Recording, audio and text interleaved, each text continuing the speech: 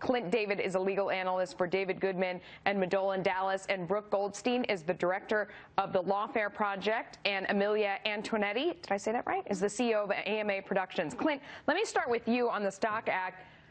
Sure. I'm not a lawyer. Wasn't it already illegal? Isn't that already insider information if you know that there's something that's going to materially affect a stock and you go and trade on ahead of time? Why is this not already illegal?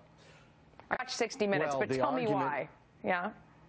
Sure. Well, the argument is because congressional members don't have an obligation to keep it confidential. But that's the legal side of it.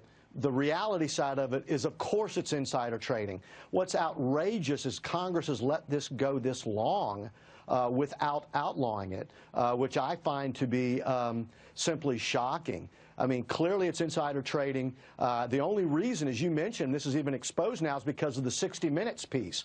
I mean, goodness gracious, this is far past time for them to outlaw this. This is why everybody wants to vote out the Congress, for reasons exactly like this. What do you think? Exactly. Now, all we basically were saying is they have to play by the same rules that we do. Yeah, hello. And the reality is it's actually not going to be exactly the same rules as us, because they're actually trying to tweak it and bend it and flex it. In what way? Well, so that they can still kind of, sort of make money on the insider information. So they're going to push it all the way to the wall on this. So this is not over yet. Exactly. I mean, it's a crucial bill, but I think the House version is completely unacceptable. As it stands, obviously, members of Congress are subject to insider trading laws.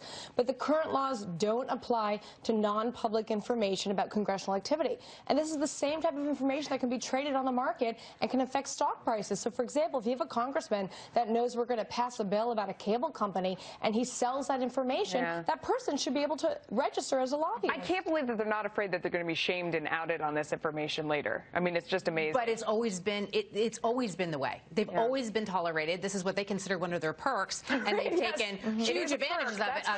And we've turned around as business people saying it is not allowed. I can't do it as a board member. I can't do it. Yeah. All right, next issue. Young traders can afford to take bigger risks in the stock market. Well, and yet a recent survey shows that they are shying away from stocks altogether. Forget it. According to a study from MFS Investment Management, 40% of Generation Y investors say they will never feel comfortable investing in the stock market.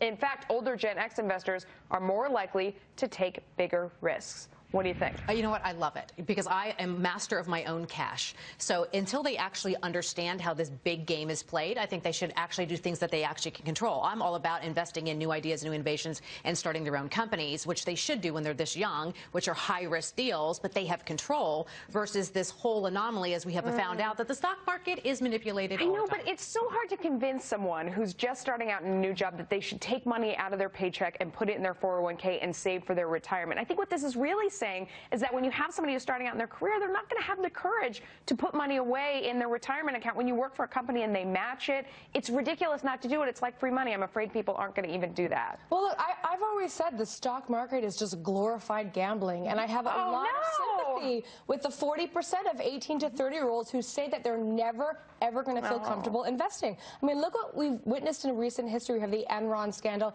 We have look the at what people's 401k. They had money. They go, whoa, what happened to it? They have no idea what happened. I mean, you're talking about saying the two. To be able to go matching funds, you're talking 1%. Yeah, so they put 1% in. They're not even going to do that. I don't know. Clint, what do you think? Weigh in here. Help me out. Anyone on my side? I am. I mean, first of all, I think it's simple. I mean, listen, these young kids are clearly freaked out about getting in the stock market. Why in the world would they want to get on that roller coaster ride when they are able to pay on a house, when they're able to pay off student loans? And I do agree with my fellow panelists, though, that it is a form of gambling. Look, if they want to gamble, go to Vegas, have a nice meal, maybe catch a Look what's happened to the housing market. I mean, it's the same. Even paying for your college education is a gamble these days. A lot of people aren't paying back those loans. You don't know what job you're going to get. There is no safe investment out there. Your savings account doesn't pay anything. There's one safe investment if you're a multi-billion-dollar company and you want to take advantage of the new industries that are being propped up artificially by the government. Yeah. It kind of looks like the best bet is a government job right now, because they're getting paid than any of the higher percent. All right, next issue. Looking for a new way to get your caffeine fix? This one blows my mind. If you're in Massachusetts, New York, or France, okay, you can try inhaling your caffeine instead. Oh no, AeroShot claims it gives users the same boost as a large cup of coffee. The canister costs $2.99 and contains up to 6 puffs of caffeine powder and vitamin B. This is a disaster. You can see kids running around parties Just come on. No. Come on. Well, look, it's not about, I mean, the kids, they already have their caffeine shots you could buy in any deli, and they have caffeine pills. But I mean, what about the caffeine culture? What about the, Folgers experience? I want my coffee warm. I want it brewed. I want it in the morning. And She wants her drugs in a cup. Yeah, Give me my fix in a cup. If you want the 10-hour shot, you should be forced to, sit there for 3 hours and drink coffee. I don't know, Clint. That argument didn't sway me. What do you think? No, listen, I mean, it is ludicrous. I mean, are we really flipped out that kids are going to be hiding in dark alleys, ODing on caffeine? I mean, first of all, this is marketing genius. They've taken away the cold medicine. They've taken away everything else is a danger. You've heard the Twinkie defense. You're not afraid of powder caffeine? This is marketing genius. It has health sides to it. It's got vitamin B. There's no calories. Look, let's worry about something else and let's get a life. Amelia, what do you think? Look, if you want to abuse something, you're going to find it. I mean, whether it's illegal or illegal, they're going to find what they're looking for. And if they're trying to stay up all night, they are. And they're going to find if it's not this, it's going to be something else. So I agree. As a business aspect, it's great marketing. We've already saw what the one shot did in the energy shot. It is a billion-dollar industry right now. This will be the next one. And this is, again, family values. You should know what your kids are doing. Wow, I guess I've suddenly become old and boring. Thanks, guys. Thank you for that.